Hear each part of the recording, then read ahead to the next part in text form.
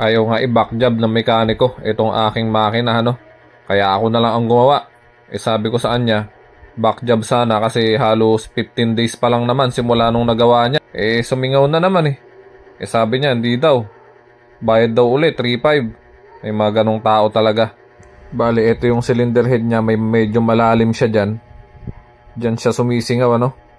So, i-reface na lang natin siya. DIY reface na lang tayo. Ito, niliha na lang natin, mga bossing.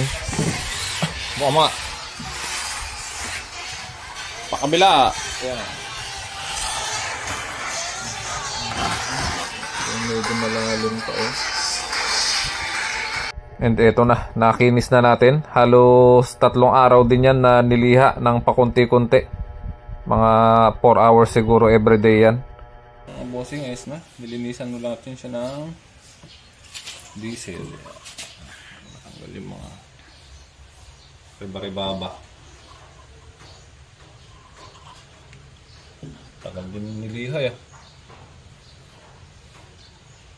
Uy, matalim yata ah. Tatalsikan ka.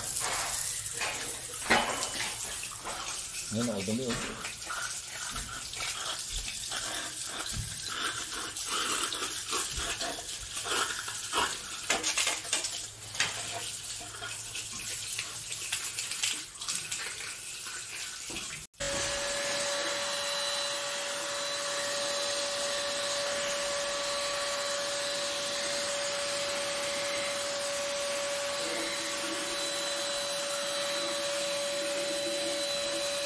May isang sirang valve seal mga bossing. Tatanggalin natin. Yun. Buti madali lang tanggalin. Nasira ano.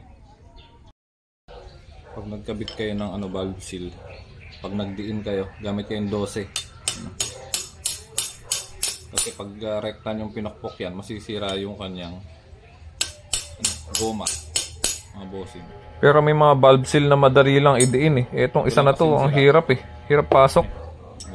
Eto na mga sir, ikakabit na natin tong kanyang engine valve. Bali may mga number yan.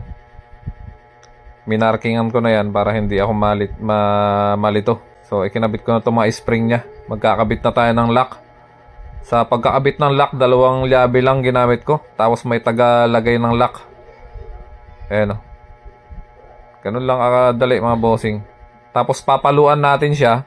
Hindi ko lang naipakita kung paano ko siya pinaluan para ma-sure kung nakakapit talaga yung lock niya. Pero dapat naapatagilid pag medyo pinokpok yung pinaka engine valve niya.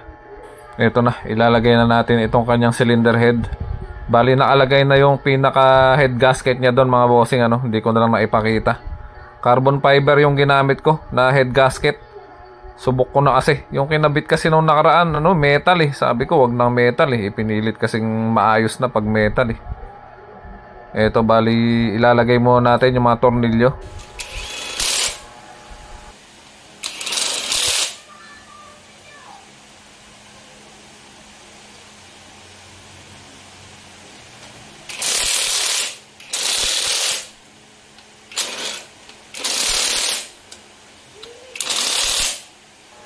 Tapos sa pagta-timing naman, itinawag ko na lang dun sa kapatid ko na nasa Saudi kung paano gagawin. Ayun, nasundan naman natin mga bossing. Bali na i-timing na natin siya, hindi na lang natin na-videohan. Eto, hinaabit na natin tong kanyang fuel injector. Malapit-lapit na to mga bossing. Tapos isinunod ko na ikinabit itong kanyang fuel line. Nilagyan ko siya ng teflon para iwas tagas. Tapos isinunod ko na tong exhaust manifold nya, tsaka intake manifold. Medyo dito ako nahirapan, pikado kasi yung tornilyo sa ilalim. Pero napagtiyagaan din naman.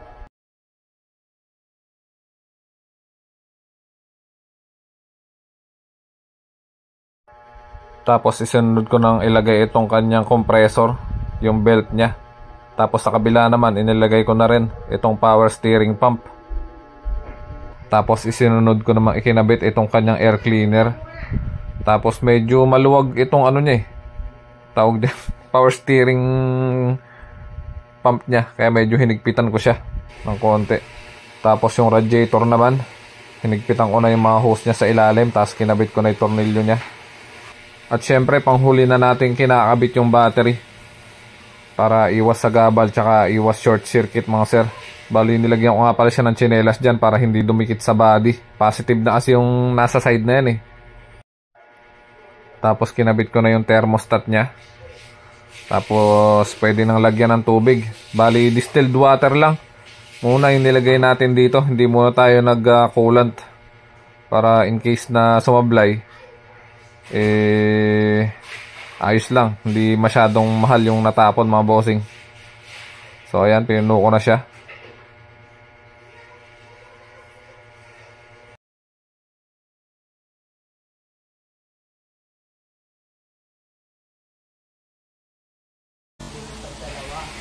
Yan, bali ini-start ko nga pala siya kanina. Ayaw niya mag-start.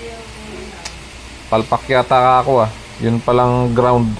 Yung ano, tawag niya, engine ground niya. Hindi ko na ibalik ayun mga bossing oh. Hindi ko siya na ibalik. So ibabalik muna natin siya.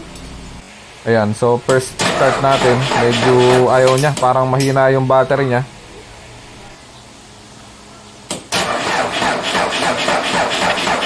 Tapos inulit natin. Ayaw talaga. Yung injection pump nga pala niya mga sir, hindi pa natin na-i-pump kasi nawala yung fuel niya. Kailangan ma-fill in yung ano, yung fuel doon, yung diesel. So ipinump natin yung injection pump para magkaroon ng fuel.